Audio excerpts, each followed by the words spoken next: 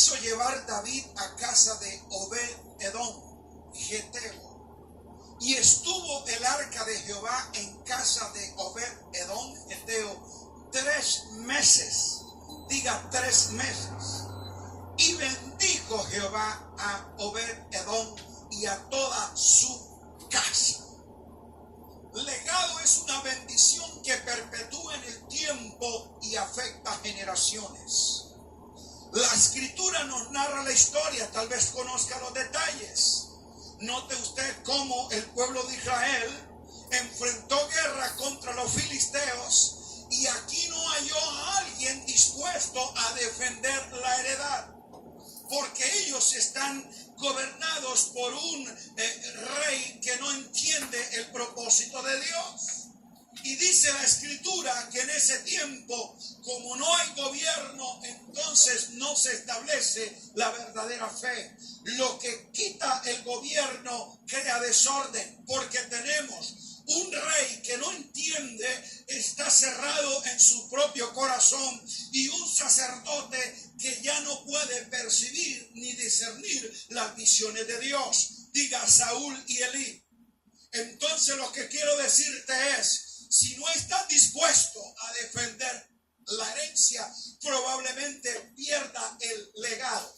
El legado es tu pertenencia y preservación del valor y de la fe que estará en las generaciones que saldrán de tus lomos. En el reino no quedó ningún descendiente de Saúl.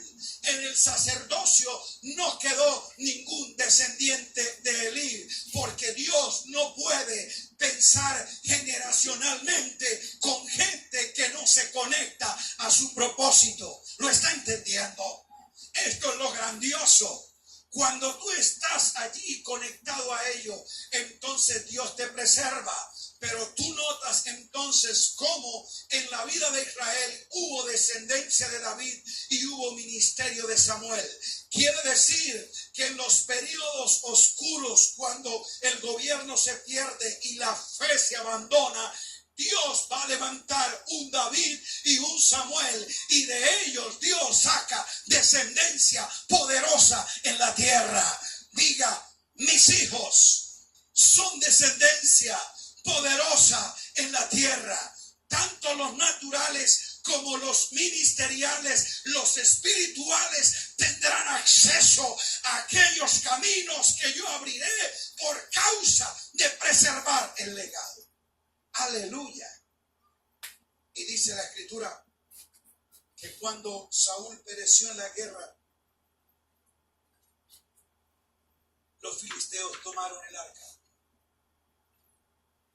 Pero como gente que no está bajo pacto, quedará bajo juicio. Los filisteos tuvieron pestilencias, muerte en su territorio por poseer algo que no corresponde por elección. El arca del pacto no era un adorno para estar en manos de paganos. Era un símbolo de presencia que solo le corresponde a los hijos de Dios. Diga, estoy bajo pacto. Eso te garantiza a ti cómo Dios va a obrar. La escritura nos dice entonces que David, estando en el reino, dijo, quiero traer el arca nuevamente a Jerusalén. De buen corazón, él intentó entonces crear una celebración majestuosa. 30,000 personas él entrenó y preparó para un día de celebración. Pero dice la escritura que él consiguió un carro nuevo jalado por bueyes sin usar. Y dice la escritura que en medio de esto, Usa quiso ayudar cuando el carro tropezaba y murió. Enseñanza. Aunque tú tengas buenos deseos y lo que intentes hacer sea para la gloria de Dios, si no sigue el orden y el diseño de Dios, se quedará en pérdida y no en ganancia. Mire cómo Dios honra el orden y Dios respeta el diseño. Porque Dios había establecido un diseño, y era que el arca se cargaba, era en el hombro de los levitas. Diga, diseño. Y la orden de Dios era que de esa manera se tenía que hacer. Note cómo muchas veces nosotros de buen corazón nos engañamos haciendo cosas que Dios no ha establecido. Y no quiere decir porque tengas buen corazón podrás tener la aprobación de Dios, porque Dios no respalda tus buenos deseos, sino su respeto a su diseño y su forma. Ahora bien, cuando vino esa desgracia, note el grado de inmadurez de todos los que participan. Sin embargo, Dios da una nueva oportunidad y mientras David reconsidera el hecho, dijo, bueno, vamos entonces a buscar a alguien que guarde el arca y encontraron a Obed-Edom. Alguien que no tiene un linaje directo con la casa de Israel. Es Geteo. Pero él dijo, yo lo voy a hacer. Y durante 3 meses guardó, él custodió y honró que en su casa se dignara a estar una presencia simbólica de lo que era la gloria de Dios reflejada en el arca. ¿Me estoy haciendo entender? Pero la escritura nos dice que entonces allí Dios trajo bendición a la casa de Obed-Edom. Obed-Edom quiere decir servidor de la tierra, servidor de lo ardiente. Está hablando del celo, de la pasión de alguien que tiene mentalidad de servicio, que tiene en su disposición de tener la responsabilidad de administrar. Y dice la escritura que Dios lo bendijo. ¿Cuál es la enseñanza de todo esto? Cuando tú te comprometes en ser un preservador del legado, Dios está abriendo camino a ti y a los tuyos para que 4 cosas se manifiesten allí. Diga, presencia de Dios. ¿Qué hubo en la casa de Obed-Edom y de los suyos? Diga, presencia de Dios. ¿Dónde está la presencia? Simbolizada en el arca. Pero qué bueno que hoy tú no tengas símbolos, sino realidad. La presencia de Dios estará en toda casa que honra el orden y el diseño de Dios. La presencia de Dios estará con todos los servidores del Señor. Los que con pasión ardiente están diciendo, mi casa y yo serviremos al Señor. Lo segundo, diga, provisión de Dios.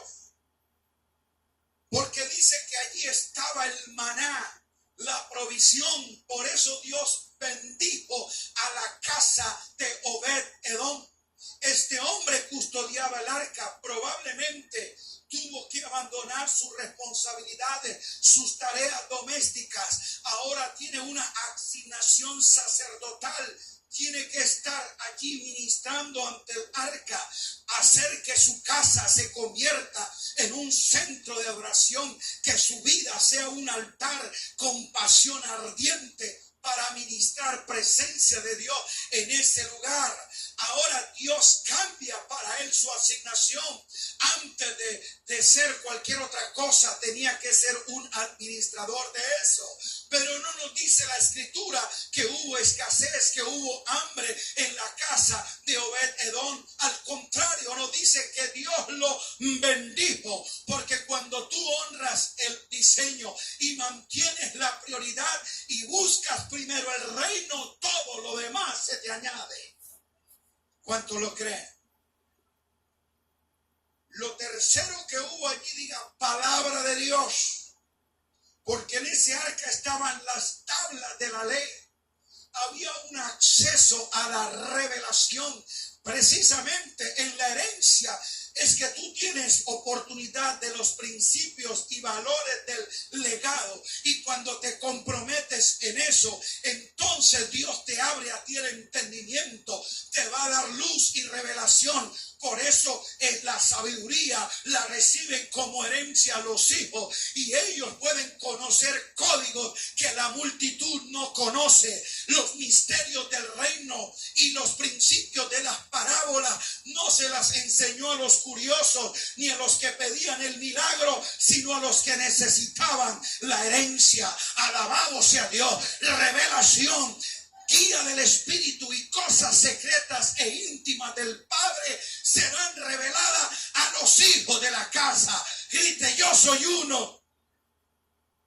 Ahí tenía Obed-Edom en su casa el acceso a aquello que para la multitud estaba vedado. Y lo tercero, ellos veían el poder de Dios. Diga, el poder de Dios. Poder de Dios representado en autoridad y gobierno. La vara de Aarón allí estaba evidenciando el respaldo de la autoridad de Dios. En ese espacio no entró ningún enemigo, no hubo ninguna invasión de los filisteos. Y el mismo objeto que para otro fue causa de úlcera, de enfermedad y de muerte, para Obed-Edom, que respetaba el orden, que se comprometía al diseño y que honraba a Dios, lo que para otros era maldición y juicio, para él era bendición y gloria. Alabado sea Dios. Entonces Dios va a guardar tu vida. Ningún poder del mal tocará a tus hijos. Ninguna maldición ni enfermedad llegará a tu casa. Los impíos quedarán en la desgracia, pero tus hijos vivirán en la abundancia. Alabado sea Dios, por causa de estar comprometidos en invertir lo que Dios te ha puesto en el lugar de tu propósito. Ahora bien, ¿cuál fue el resultado de esto? Esta es la parte en la que quiero detenerme para afirmar algunos principios. Vaya conmigo al primer registro de las Crónicas, capítulo 16, versículos 37 y 38.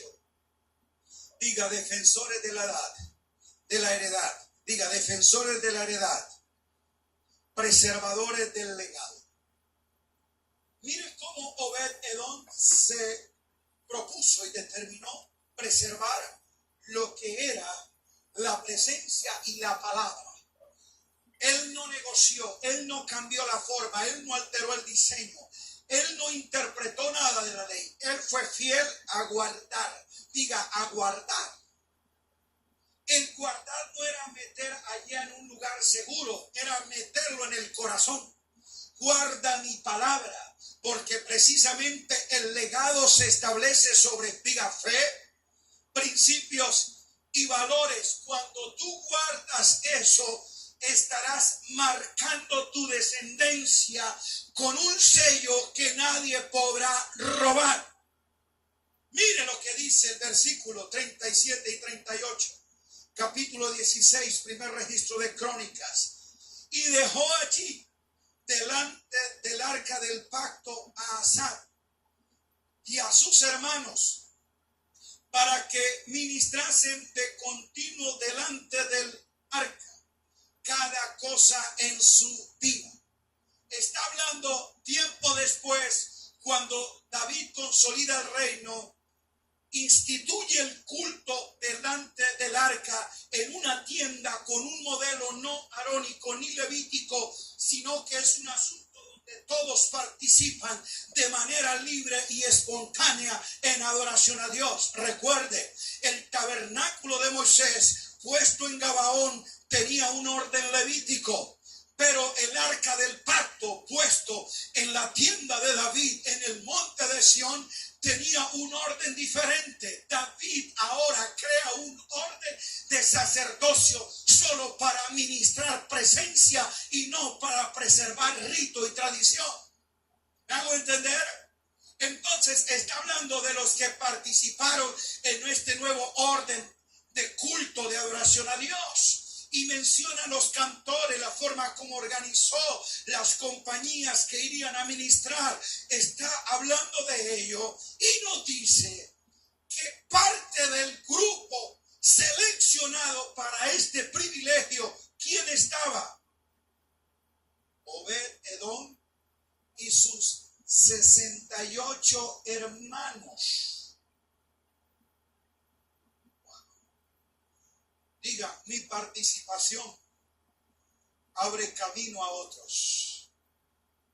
68 hermanos fueron ahora participantes de una nueva etapa de renovación de fe y adoración ferviente, porque David establece otro orden, pero no dice la escritura que los que hicieron la primera parte fueron los hermanos de Obed-Edom. Diga, estoy abriendo camino a mis hermanos. Vamos, declárelo. Lo que tú hagas en lo que es herencia y legado está abriendo camino a tus hermanos. Probablemente no lo veas, pero tus hermanos en la fe van a participar de lo que tú hagas. Diga, estoy abriendo espacio a mis hermanos, a otros que vendrán. Yo no los veo, ahí no están, pero sé que vendrán. Bienvenido a todos los hermanos que vendrán por causa de que he abierto camino a ellos. Mi acción presente tendrá una repercusión futura en la vida de mis hermanos. Lo que hagas en la casa y edificando en el orden de Dios abrirá oportunidad a otros. Aleluya. Vaya conmigo ahora, también en ese mismo libro, capítulo 26 de Primera de Crónicas, versos 4 y 5. Aleluya. ¿Lo tiene? Dice la escritura, los hijos de Obed-Edom ya no son los hermanos. Ahora, ¿quién son? Los hijos. Semaías el primogénito, Josafat el segundo, Joab el tercero, el cuarto Zacar, el quinto Natanael, el sexto Amiel, el séptimo Isaacar, el octavo Pelutai. Porque Dios, mire la razón por la cual sus hijos sirvieron ya no en el templo, sino ya en el reino. Sus hermanos sirvieron en la tienda, pero sus hijos en el palacio. ¿Lo está entendiendo? La palabra dice que sus hijos fueron los que sirvieron en el palacio, los que tuvieron acceso al reino de Israel en las manos de David. Algunos como porteros, algunos como escuderos, hacían un trabajo que tenía una connotación de reino. Diga reino, alabado sea Dios. Lo que se construye en una casa apostólica te dará acceso a que tus hijos tengan herencia en el reino. Es ese valor y fe lo que, aleluya, probablemente lo que tú estés haciendo hoy en esta casa no lo veas en tu vida solamente, lo estás viendo en tus hijos, lo estás viendo en tus nietos, lo estás viendo en tu bisnieto. Yo no sé qué puede pasar con lo que Dios levante aquí. Ese chico travieso que tú ves hoy en la escuela dominical creando problemas va a ser la solución en el reino mañana, porque esa palabra estará en su mente y en su corazón, porque tú abriste espacio para que el Espíritu de Dios lo marcara a él. Aleluya. Diga, mis hijos son una bendición. Esos hijos no van a quedar enfrascados en la violencia, en el delito, en la iniquidad, en las fuerzas de apostasía, en las corrientes heréticas que se levanten. Ellos nacieron para el reino. Lo que yo estoy haciendo en la casa de Dios hoy, en la edificación de mis hermanos y en el reino de Dios, hará que mis hijos accesen los recursos del Rey. Aplauda el nombre de Cristo Jesús.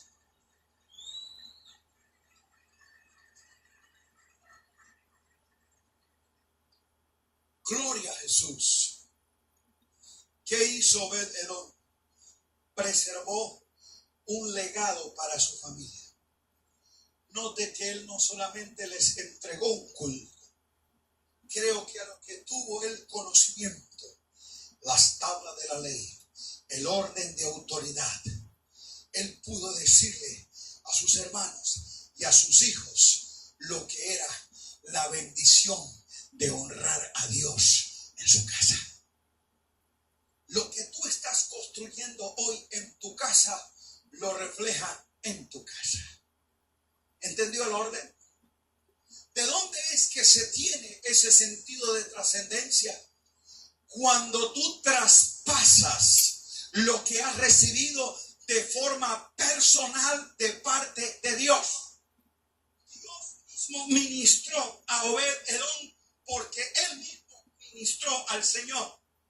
Allí, ante ese mueble que le dije era símbolo de la presencia. Si Dios lo hizo con Obed-Edom, que ministraba bajo la sombra, ¿qué no hará con nosotros que ministramos sobre la realidad? Aleluya. Si Dios respaldó esa acción en un pacto que ya pasó, ¿cómo no lo hará en un pacto que está vigente?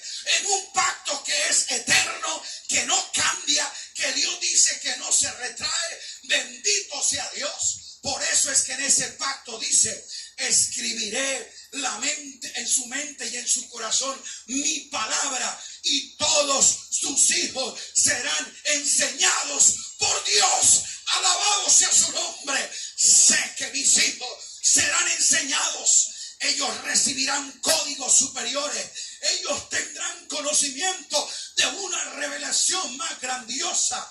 Oh, por lo que yo haga hoy en esta casa, Dios abrirá caminos en mi casa. Alabado sea Dios. Compromiso, determinación y transferencia de la fe y los valores hará entonces que podamos ver a nuestros hijos posicionados en dimensiones mayores.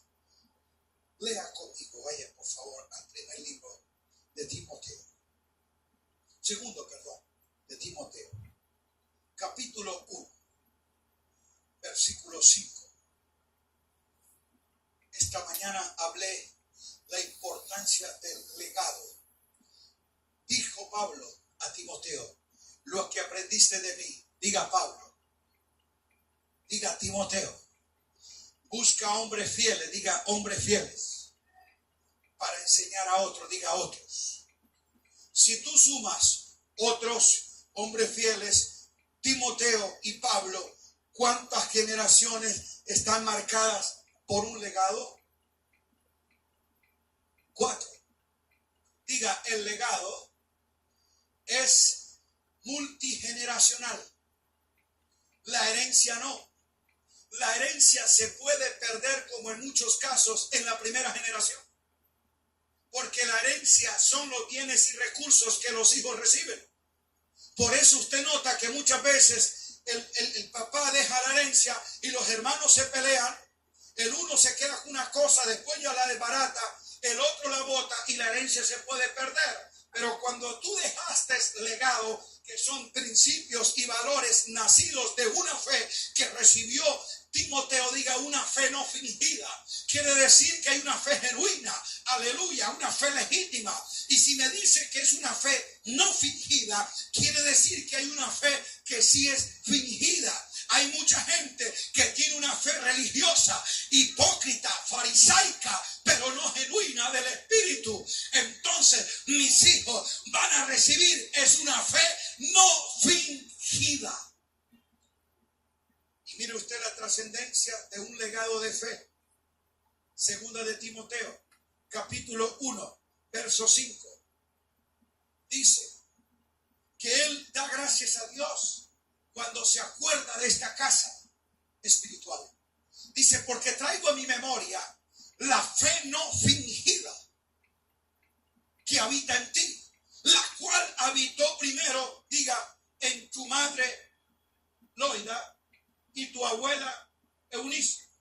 Diga Loida, Eunice, Timoteo. ¿Cuántas generaciones hay ahí? 3 generaciones. Oh, maravilloso. Estoy creyendo que mis nietos van a tener una fe superior, una fe de mayor calidad. Aleluya, dígalo, amén. ¿Dónde la van a heredar? De mi casa y de la casa donde yo edifiqué. Oh, gloria a Dios. Aquí se te abrirá camino a a tu hijo, a tu nieto, a tu bisnieto. Esos que están hoy en el aula serán luego maestros en las naciones. Esos que están aquí corriendo en los pasillos de nuestro lugar de culto, luego estarán caminando en los pasillos de gobierno porque han recibido una fe no fingida. Tú estás construyendo una herencia y multiplicando un legado. Oh, alabado sea Dios. ¿Y dónde la recibió? Dígalo duro. Diga: en la casa. La fe de los hijos de Obed-Edom no se la dio David, se la dio su padre. La fe de los hermanos de Obed-Edom no se lo dio el sistema, se lo dio su hermano. Oh, gloria a Dios. Y Pablo dice: yo traigo a mi memoria la fe no fingida que hay en ti. La he visto reproducirse. Es un legado de fe, de principios, no de ritos ni de tradiciones. Porque dice: persiste tú en lo que has aprendido y te persuadiste, habiendo recibido desde la niñez. ¿Qué fue lo que recibió desde la niñez de su abuela Loida y de su madre Eunice? No dice los ritos de la religión judía, las enseñanzas de los fariseos. Desde la niñez ha sabido las sagradas escrituras. Diga: de niño a hombre. Dice: a fin de que el hombre de Dios sea enteramente preparado, adecuado, competente para toda buena obra. El hombre adecuado, perfecto, capacitado de mañana, serás el hijo que entrenes hoy. Aleluya. Y comienza en tu casa. Cuando estamos multiplicando un legado, la responsabilidad de la casa familiar no se puede abandonar. Porque en esencia la fe de esta casa ministerial será la sumatoria de la fe de cada casa. ¿Lo entendió?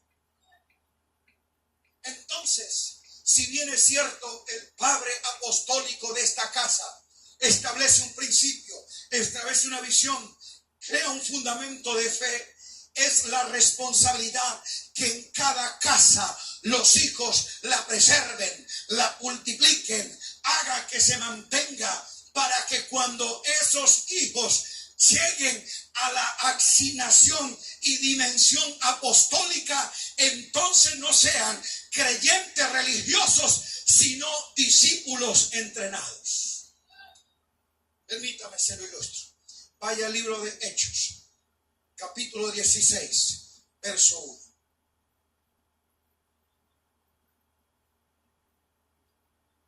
Hechos 16, verso 1 y 2.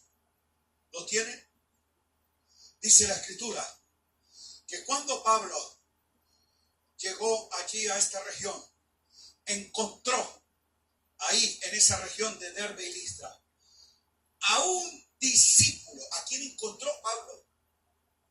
Note que él no encontró a un joven rebelde, a algún evangélico de tercera generación cargado de traumas porque vivía con complejos, con heridas emocionales, y hasta tendría razón para tenerlas, porque su padre era un ¿qué? Griego. Lo que se supone era que era alguien no definido en una fe.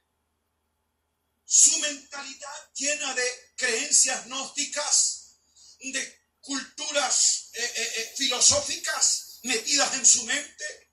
Ese padre a lo mejor nunca lo llevó al culto, pero había tenido en su abuela y en su madre el instrumento que Dios necesita para vacunar a tus hijos de cualquier dardo de maldad, de herejía, de apostasía. Ellos clavaron en la mente y en el corazón de su hijo y de su nieto no una religión, no un rito, sabido desde la niñez. ¿Qué era lo que sabía desde la niñez Timoteo? Las sagradas escrituras. Ellos no le enseñaron religión, le enseñaron palabra. Ellos no le enseñaron Biblia, le enseñaron las escrituras. Padre, no es suficiente que le compre una Biblia con historietas a tu hijo. Necesitas enseñarle las sagradas escrituras. Porque la mejor enseñanza la reciben en casa. Y probablemente tu casa sea de esta naturaleza. Con un hogar en conflicto. Un padre griego, una madre judía que tiene fe en Dios. Entonces a lo mejor tu esposo no esté de acuerdo que tú vengas a este lugar, que sigas esta fe, pero como en casa tú preservas no la religión evangélica, sino las escrituras, la palabra del reino y de gracia. Esa es más poderosa que la oposición del enemigo. ¿Qué pudo más en la mente, conciencia y corazón de Timoteo? ¿La influencia griega de su padre o la fe no fingida de su madre? Alabado sea Dios. La fe no fingida tiene poder para derrotar cualquier influencia que nuestros hijos tengan. ¿Por qué? Porque Timoteo no veía una dualidad en casa en cuanto a la fe. Él no veía a una abuela religiosa y a una madre legalista. Veía dos mujeres que conocían la palabra. Y si en esa palabra se declaraba fidelidad a Dios, él no la veía que luego su mamá andaba en otra cosa o hacía otra cosa. Ese es el problema por el cual a veces nuestros hijos se resisten, escuchen, no a Dios, no al evangelio del reino. Lo que nuestros hijos están molestos y rechazan es la hipocresía nuestra. ¿Usted está entendiendo?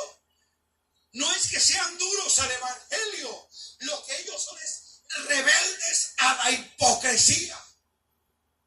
Que nosotros le hablamos de Dios, pero le servimos al diablo. ¿Aló? Pero lo que marcó la vida de Timoteo fue eso, la fe no fingida.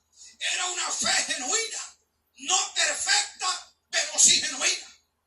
Él pudo ver a veces las rabietas de su madre, pero dijo, es una madre que a veces se enoja, pero tiene celo por la palabra, está comprometida en el propósito. Yo no estoy buscando una madre perfecta, sino una madre que sea genuina en su fe, que sea auténtica en lo que cree, comprometida en el propósito y fiel a la palabra. Alabado sea Dios. Por eso diga, desde la niñez, ¿qué edad cree usted que tendría Timoteo cuando Pablo llega a su camino? No sé, alguien no lo dice. Pero la palabra discípulo se le daba solo a los hijos de la ley. Como mínimo, debería tener 13 años en adelante para que se considere el discípulo de una fe. Segundo, para que pueda salir de la casa de su padre, tiene que tener una edad de libertad, de independencia. Así que cuando aborda a Timoteo allí y lo involucra en el equipo apostólico, supongo de 18 a 20 años sería la edad de Timoteo. Lo que me indica que no era tampoco un adolescente ni un chiquillo, que era alguien que tenía capacidad de definirse por su fe. Pero lo que me gusta es en qué nivel lo encontró. ¿Quién era Timoteo? Díganlo duro. Discípulo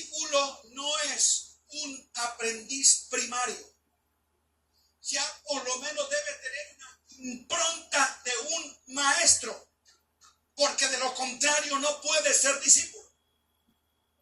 Discípulo quiere decir que ya ha pasado por una etapa de formación. Esa etapa de formación es la que encuentra Pablo y dijo, este es un terreno preparado.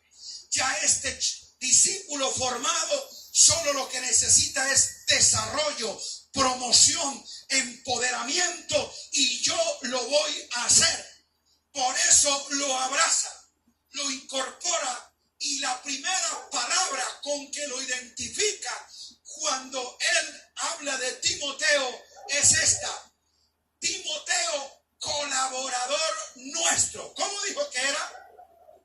La primera referencia que hace Pablo de Timoteo como hijo en la fe, engendrado en el reino, es colaborador.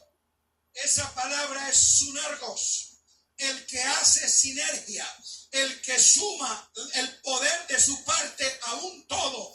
Y cuando alguien sinergiza, aumenta el potencial de otro. Pablo está diciendo, llegar Timoteo a mi vida no fue alguien que vino a robarme el tiempo, a desenfocarme del llamado, a distraerme de mi asignación. Él vino a aumentarme. Su medida al comienzo era poca, pero como se desarrolla es más. Timoteo hace más productiva mi tarea. Alabado sea Dios. Vengan a nuestras vidas hombres como Timoteo. Pero lo que tú no hagas en tu casa para establecer el legado, no lo podrás sumar en la casa. Estamos entendiendo. Los que preservan un legado es lo que mantiene una fe no fingida. Por eso declaro que tu hijo, que tu nieto va a desarrollar una fe de otro calibre. Tú y yo pasamos por procesos de aprender, desaprender, para volver a aprender. Nuestra fe a veces estuvo mezclada con una incongruencia en cuanto a conducta, con una incoherencia en cuanto a lo que era la convicción. Decíamos Aarón y creíamos en Melquisedec. Nuestra fe estuvo ahí en un dualismo raro. Nuestra fe a veces tuvo asuntos turbios, pero yo sé que mi hijo, mi nieto, la va a tener más clara, más definida. Él no va a luchar ni a desgastarse con lo que a nosotros nos tocó aprender. Ya hemos depurado esto en el proceso para que el legado sea de mayor gloria. Alabado sea Dios. Bienvenido a esta casa apostólica, lugar de reino, de legado y de herencia, donde tus hijos, tus nietos tendrán espacio a una fe legítima, genuina, más gloriosa. Alabado sea Dios. Lo que quiero decirte es, lo que tus hijos y tus nietos aprenderán desde esta plataforma será mucho más agudo, más asertivo que lo que tú oyes hoy. Hoy oyes algunas cosas oscuramente, en parte conocemos, en parte profetizamos, pero como estamos estableciendo un legado y defendiendo una herencia, tus hijos serán discípulos, no creyentes rebeldes, ni religiosos que se congregan el domingo. Gente comprometida, estarán con acceso al reino y tendrán derecho a aquello que Dios abrió camino a través tuyo. Alabado sea Dios. ¿Cuánto lo cree? No estamos aquí para hacer cultos cada semana. Estamos edificando una casa. La casa se edifica con hijos, piedras vivas, que son parte del diseño y poseen la misma naturaleza y genética de la roca eterna. Oh, aleluya. Con esos hijos, entonces nuestro legado tendrá seguridad de trascendencia. Probablemente mañana tú y yo no estaremos aquí, tanto en este lugar como en esta tierra, nos habremos ido. Pero le aseguro, la fe no fingida que fue puesta aquí quedará marcando la vida de mi hijo, de mi nieto. Oh, aleluya. ¿Qué será de mi bisnieto? Diga, ellos se pasearán en los palacios de gobierno.